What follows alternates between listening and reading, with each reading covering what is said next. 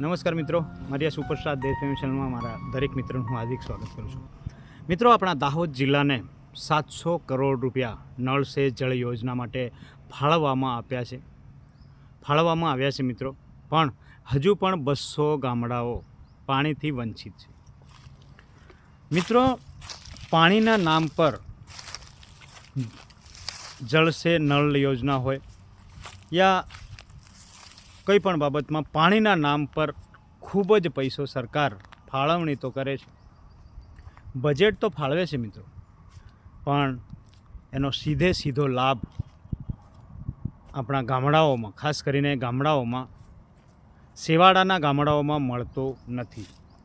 તેવી રીતે આપણા દાહોદની આજુબાજુના જે ગામડાઓ છે ત્યાં લગભગ મિત્રો પાણીની વ્યવસ્થા છે, પણ હું માનું છું ત્યાં સુધી દરેક ગામમાં કોઈક ને કોઈક એરિયો યા કોઈક ને કોઈક ફળિયો એવો બાકી રહી જાય છે કે જ્યાં પાણી હજી સુધી જતું નથી અથવા તો મળતું નથી. મિત્રો, જો 700 કરોડ રૂપિયા જળ સે નળ યોજના પાછળ જો ખર્ચવામાં આવ્યા હોય અને હજુ સુધી 200 ગામડાઓ પાણીથી વંચિત રહી ગયા છે તો કેમ? ખૂબ જ મોટો પ્રશ્ન છે, ખૂબ જ ગંભીર પ્રશ્ન છે.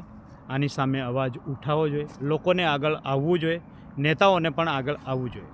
પણ દોસ્તો, એમાં એવું છે કે નેતાઓ એમનું જ કરી રહ્યા છે, નેતાઓ એમનું બેંક બેલેન્સ વધારી રહ્યા છે, એમની પીઢીઓ માટે પૈસા ભેગા કરી રહ્યા છે. એટલે એ લોકો જ આ કૌભાંડો કરી રહ્યા છે અને એ આપણી જ કાસ્ટના નેતાઓ છે, આપણી જ સમાજના નેતાઓ છે. એ કોઈ બહારના નેતાઓ કે બીજી કાસ્ટના નથી મિત્રો. તો મિત્રો, ખાસ કરીને ચિંતાનો વિષય એ છે કે આપણા લોકો જ આપણને લૂંટી રહ્યા છે. તો હવે આપણે શું કરવાની જરૂર છે? આપણે શિક્ષિત લોકો, સમજદાર લોકો છે, જે આગેવાનો છે, એ આગળ આવો અને આવા નેતાઓ સામે અવાજ ઉઠાવો. જ્યાં સુધી મિત્રો તમે નહીં બોલશો ને ત્યાં સુધી આવું ચાલ્યા જ કરશે. આઝાદીના આટલા વર્ષો પછી પણ હજુ ઘણી બધી એવી સુવિધાઓ છે જેનાથી આપણા લોકો વંચિત રહી ગયા છે. એના પર પણ હું વિડીયો બનાવીશ, પણ આજનો ટોપિક જ મારો એ છે કે જળ સે નળ યોજના વિશે છે, એટલે આજના ટોપિક પર આ જ ચર્ચા કરીશું મિત્રો. હજી સુધી પાણી જે પ્રાથમિક જરૂરિયાત છે એ આપણા સુધી નથી પહોંચ્યું. તો જેટલા ગામડાઓમાં જ્યાં નથી પહોંચ્યું પાણીને મિત્રો, એ દરેક મિત્રો કમેન્ટ કરો, મારો કોન્ટેક કરી શકો છો અથવા તો મને કમેન્ટ કરી શકો છો. અને જેમ બને તેમ વધુને વધુ શેર કરજો. અને ખાસ કરીને જે વિસ્તારોમાં, જે ગામડાઓમાં પાણી નથી જતું અને હજી નથી પહોંચ્યું ને, એવા વિસ્તારોમાં ખાસ કરીને આપણો વિડીયો જવો જોઈએ મિત્રો. એટલે એ લોકો પણ સમજદાર બને, સમજતા થાય ને અવાજ ઉઠાવે. અને આપણે પણ એમનો અવાજ બનવાની કોશિશ કરીશું. 100% એમનો અવાજ બનીશું, પણ એમના સાથ સહકારની જરૂર પડશે.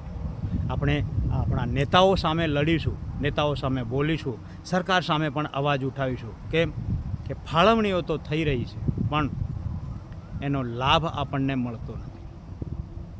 તો મિત્રો, હું જોવા માગું છું કે કેટલા મિત્રો મને સાથ સહકાર આપે છે, કેટલા લોકો મને સહયોગ કરવા માંગે છે, કેટલા લોકોને તકલીફ પડી રહી છે, કેટલા લોકો સુધી આ સુવિધા પહોંચી નથી. આ દરેક પ્રશ્નો છે, પણ મને ખબર છે કે આ વિડીયો જોશે પણ લોકો સાથ સહકાર આપવા તૈયાર ક્યારે પણ નથી થવાના અને લોકો કમેન્ટ પણ નથી કરવાના. કેમ કે એ લોકો ડરે છે, એ નેતાઓથી ડરે છે. એ નેતાઓ શું કરી દેશે, અમારું ઘર નહીં આવવા દે, અમને આ નહીં કરવા દે. ઘણા બધા પ્રકારથી એ લોકો માનસિક રીતે ડરી જતા હોય છે. પણ આપણે એમને કહેવા માંગીએ છીએ કે તમારો અવાજ બનવા માટે અમે તૈયાર છે, પણ તમે સાથ સહકાર આપો. કોઈનાથી ડરવાની જરૂર નથી. આ દેશ કોઈના બાપનો નથી, આ રાજનીતિ પણ કોઈના બાપની નથી. એટલે ડરવાની કોઈને જરૂર નથી. બધા માટે કાયદા કાનૂન સરખા છે, પણ માત્ર ને માત્ર આપણે ડરી રહ્યા છે. આપણી માનસિકતા ખરાબ છે. આપણે બોલતા નથી સામે, એટલે એ લોકો આપણને ગાંડા સમજે છે, એ લોકો આપણને મૂર્ખ સમજે છે. એ પણ આપણા જ લોકો છે, કોઈ બીજી જાતનીના કે બીજા લોકો નથી. આપણા સ્થાનિક નેતાઓ ના કારણે જ આપણે આ બધી સુવિધાઓથી વંચિત રહી જાય છે. એવી ઘણી બધી સુવિધા છે મિત્રો, પણ તમારા સુધી પહોંચી નથી અથવા તો તમને એ સુવિધા પહોંચાડવામાં આવી નથી. માત્ર ને માત્ર એ આપણા જ જે ગ્રાન્ટો આવે છે, આપણી જ ગ્રાન્ટોથી એમના મહેલો બનાવી રહ્યા છે, એમની ગાડીઓ લાવી રહ્યા છે, એમની પીઢીઓ માટે ભેગું કરી રહ્યા છે. તો હવે સાથે જોડાઓ, મને કમેન્ટ કરો અથવા તો મારો કોન્ટેક કરો અને હું તમારો અવાજ બનીશ. નેતાઓ સુધી પણ પહોંચાડીશું અને સરકાર સુધી પણ પહોંચાડીશું મિત્રો. તો જલ્દી દરેક લોકોને કમેન્ટ કરી દેજો મિત્રો. Bye bye.